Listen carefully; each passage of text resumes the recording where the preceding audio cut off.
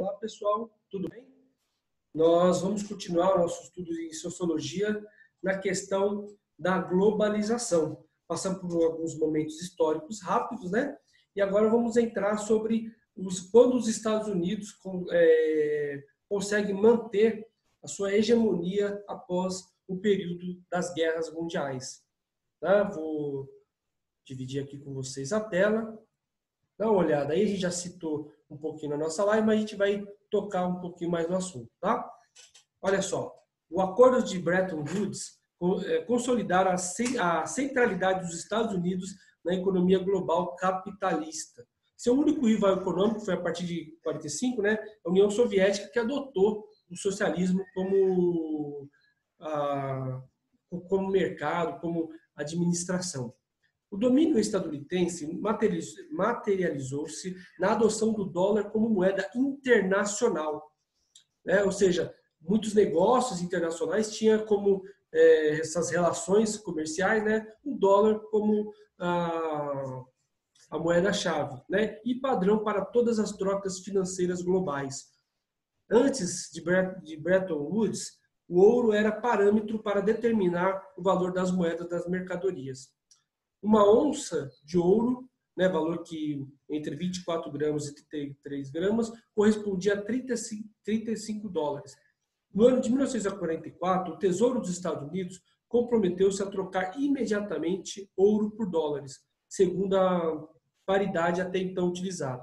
Com isso, lembrando que nós estamos em um período ainda em guerra, né, em 1944, mas tudo isso começou já após a Primeira Guerra Mundial.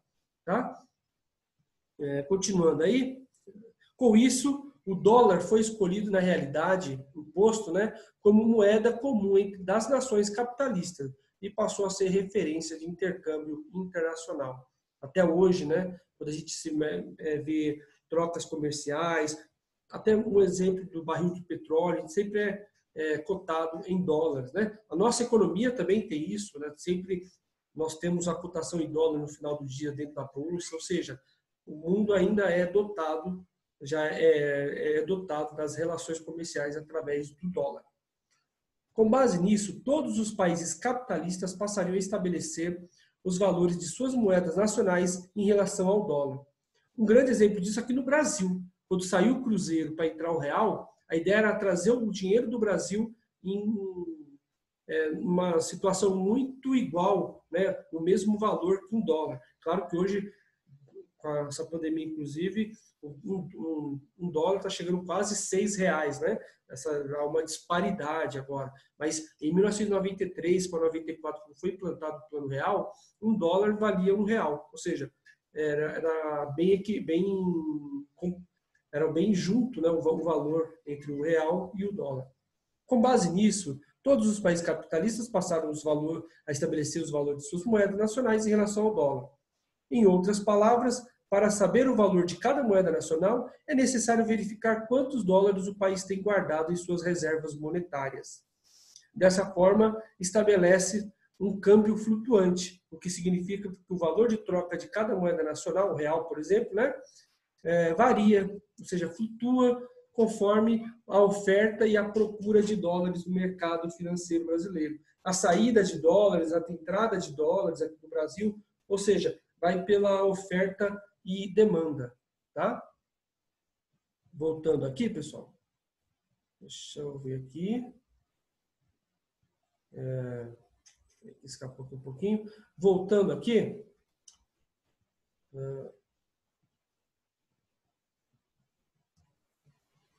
Aí. Só um minutinho. Pronto. Ou seja,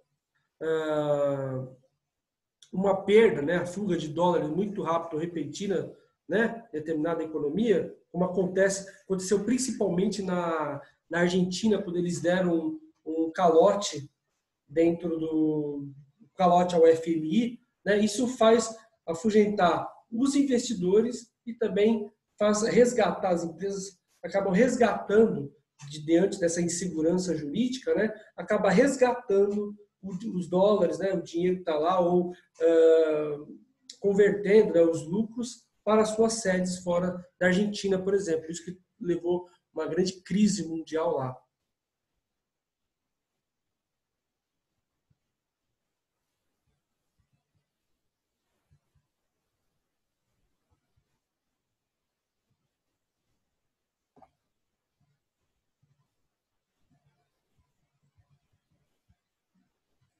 Deixa eu voltar aqui, pessoal, só um minutinho, tá?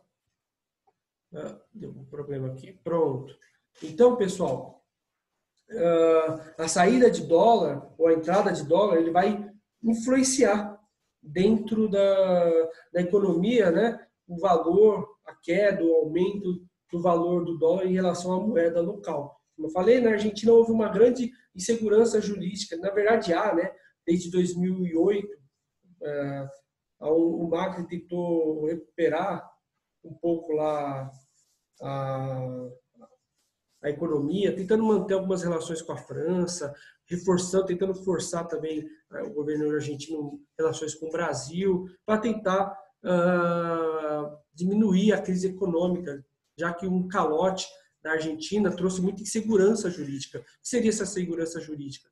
Os investidores ficavam com medo de investir, porque não sabia se a possibilidade de retorno era muito pequena, e os que já estavam lá também remetiam os lucros para suas sedes. Então, isso afugenta investimento e também acaba consolidando a saída de dólar dentro do país, né? Continuando aqui, pessoal, a Segunda Guerra Mundial favoreceu ainda mais o empenho dos Estados Unidos, porque os Estados Unidos ajudou, né, a reconstruir a Europa, o Plano Marshall, depois do fim da Segunda Guerra Mundial. Isso aí, essa ação dos Estados Unidos, ela tinha tanto o objetivo de fortalecer os Estados Unidos e também o dólar, né, como na economia global, mas também conter o avanço do socialismo da União Soviética dentro da Europa. Parte da Europa, lá na Polônia, né, Ucrânia, já estavam já com grande influência do soviético, né? E os Estados Unidos queriam barrar esse crescimento, essa influência soviética na Europa, investindo em muitos países que estavam arrasados pela guerra, na Europa Central e na Europa Ocidental. Tá?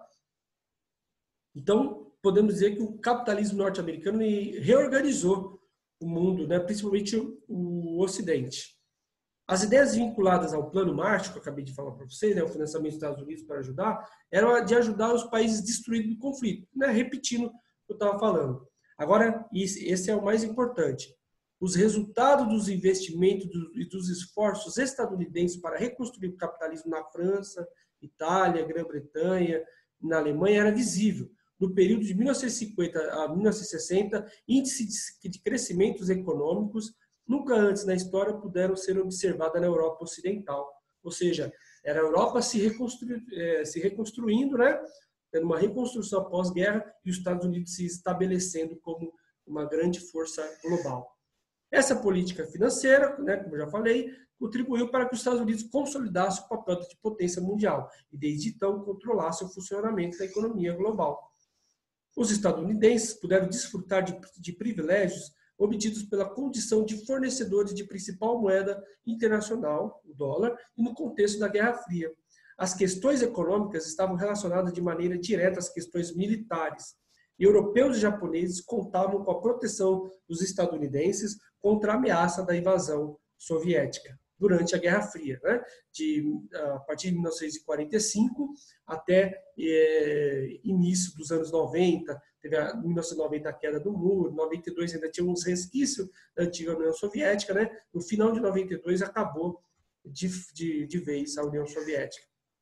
Em síntese, o considerável poder econômico dos Estados Unidos daquela época estava associado ao seu poderio militar. Um garantia o outro. Um financiava o outro. Mas no início dos anos 70, a economia dos Estados Unidos começou a apresentar uma série de dificuldades, geradas principalmente pela estagnação e pelos déficits. É claro que chega uma hora que os países da Europa também estavam, né, crescendo.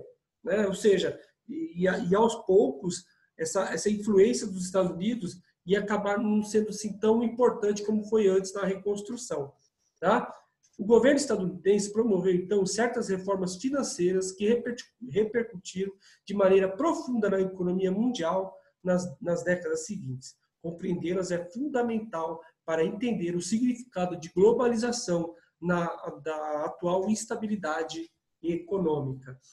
A América do Sul também foi muito atingido dentro dessa política norte-americana, né? Principalmente, os Estados Unidos vigiavam para que uma possível influência soviética fosse bloqueada na sua menor manifestação.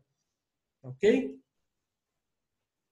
Para a gente continuar aqui, para a gente finalizar, em 1971, o então presidente dos Estados Unidos, Richard Nixon, promoveu uma ação unilateral que desconsiderou os acordos de Bretton Woods.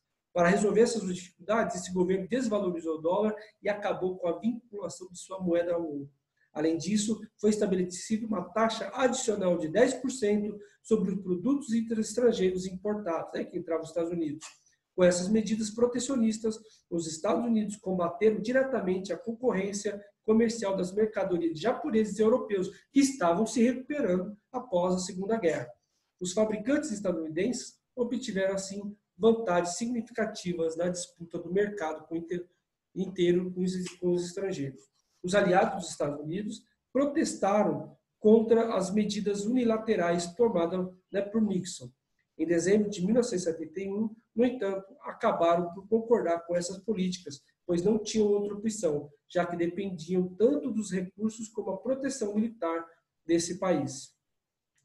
Desse momento em diante, todas as moedas passaram a depender da lei da oferta e da procura, saída e entrada de dólar, dependendo da conjuntura econômica que cada país vive. A mesma lei que se aplica a qualquer mercadoria ou serviço que os consumidores desejam adquirir. Mas e aí? Fica uma pergunta. Qual foi o significado dessa mudança? A gente sente os efeitos até hoje, né? Principalmente na hora que você for comprar algum produto em dólar ou uma viagem sendo convertida em dólar, mas isso a gente vai ver nas próximas aulas, tá ok? Pessoal, leiam o texto, né? Faça uma reflexão sobre essas questões, que é importante, ok? E a gente se vê na live, tá bom? Tchau, pessoal. Fiquem com Deus. Até a próxima.